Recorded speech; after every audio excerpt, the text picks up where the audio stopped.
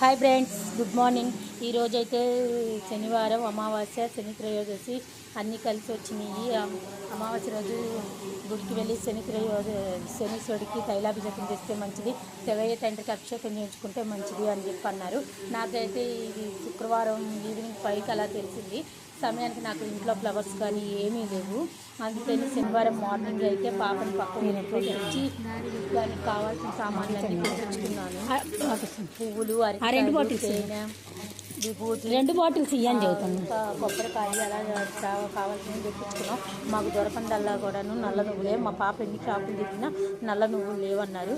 ఇప్పుడు పూజారి గారు శివయ్య తండ్రికి చేసే అభిషేకం మేము తీసుకెళ్ళిన పాల డబ్బాలోనే. ఆ 2 కొట్లు, ఒకటి మమ్మది, ఒకటి మాది. ఆల్రెడీ మీకు లాస్ట్ వీడియోలో చెప్పాను. అయితే అభిషేకం మేము చేయిస్తున్నాము. ఇప్పుడైతే అలంకరణ స్వామివారి అయితే బాగా చేస్తారు. అయ్యవారి స్వామివారిని బాగా చేస్తున్నారు. అలంకరణ అయితే మాత్రం ఈ అయ్యగారికి చాలా ఓపిక అనమాట. చాలా చక్కగా అన్నీ మనకి వివరిస్తూ మరీ చేస్తారు. ఇక ఇది అయిపోగానే మాకైతే ఇక దొరికిన వరకే ప్రాప్తిలే అనుకున్నాము.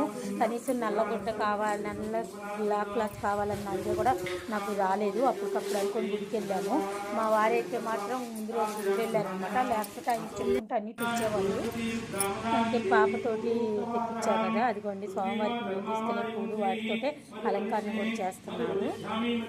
ఇక అది మా దగ్గర నల్ల క్లాత్ లేకపోయింది, నువ్వులు కూడా లేకపోయేటప్పటికి ఇక అలాగే ఆ తైలాభిషేకం వరకు చేసుకొని ప్రదక్షిణాలు 9 నవగ్రహాలు కదా, 9 ప్రదక్షిణాలు చేశాము. ఫోటో తీయండిరా బాబు, వీడియో తీయండిరా బాబు అంటూ మా పిల్లలు తీయట్లేదు. ఇక వాళ్ళు తైలాభిషేకం చేసేటప్పుడైతే నేను వీడియో తీశాను. ఇక ఇది అయిపోగానే మాత్రం బయటికి వెళ్ళి రావి చెట్టు కాడ మళ్ళీ దీపం పెట్టాము. అక్కడ కూడా నువ్వుల నూనెతో దీపం పెడితే మంచిది అని చెప్పి అన్నారు. అక్కడ ఉండే మూగజీవాలకి అంటే చీమలు అలాంటి వాటికి పంచదార, గోధుమ పిండి కూడా వేస్తే మంచిది అన్నారు ప్రసాదంగా. ఆ రోజున వేస్తే చాలా మంచిది అన్నారు. రావి చెట్టుని కూడా ముట్టుకుంటే చాలా మంచి జరిగిద్ది అన్నారని చెప్పేసి ఇక మేము అయితే గోధుమ పిండి, పంచదార తీసుకెళ్ళి అదిగోండి 2 కూడా ముట్టించాము.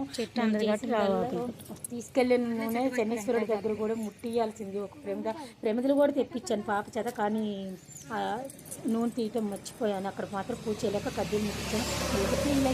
ఫ్రెండ్స్.